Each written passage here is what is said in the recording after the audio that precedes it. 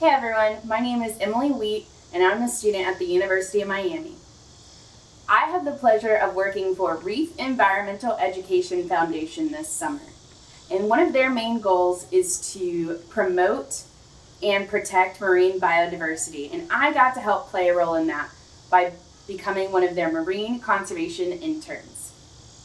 Today I'm going to lead an activity with you guys about fish adaptations.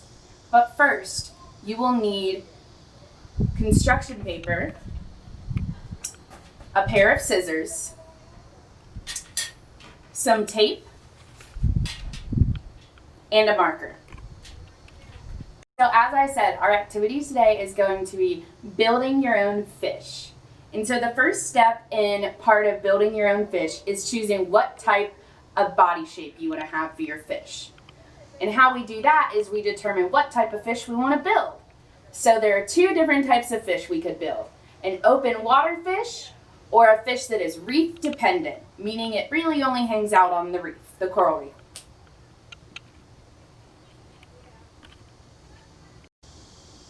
The next thing that you'll need to choose is what type of tail you would like to have.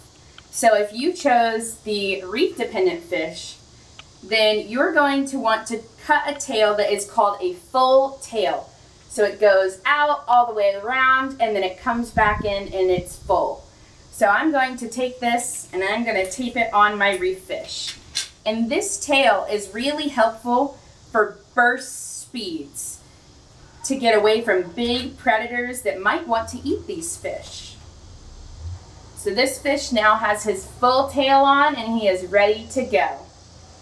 The next type of tail shape is the forked tail. And this is the tail that you'll most likely see on an open water fish. This tail is really advantageous because it helps them swim long distances. Like I said, open water fish are probably having to swim a long way to get their food and to migrate. So this type of fish is going to have this very large forked tail, and that is to help them to go long ranges. The next part in building our fish is we need to choose how big we want its eye to be.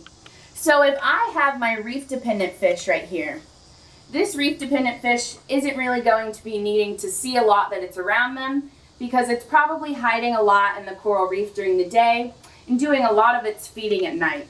So generally it's going to have a little bit of a smaller eye. And I want you to cut out a circular eye, give it a little dot, and then we're going to tape that onto our fish. So this eye is going to help this fish to know when predators are around, to see its prey, and to help it make its life easier along the reef.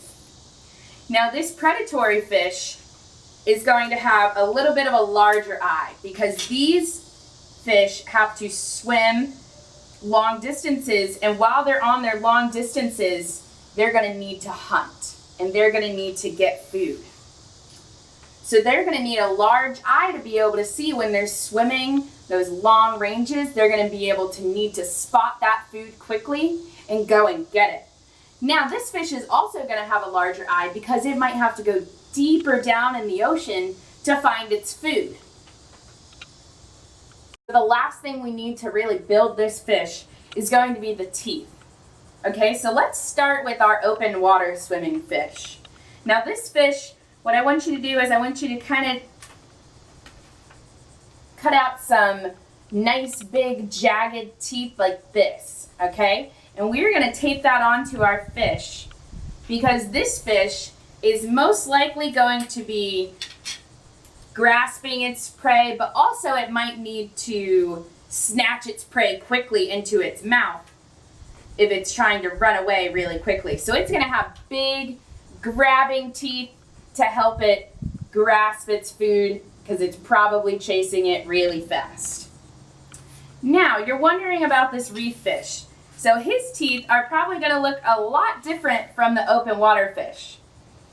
His teeth are going to be a little bit more blunt, and they're probably either going to be for scraping algae or crushing crustaceans and other things that are on the bottom near the reef where they can go and sneak out and get their food and then go back in and hide in the reef structure. So they're going to have little teeth that look like this. And we're going to tape those on our fish.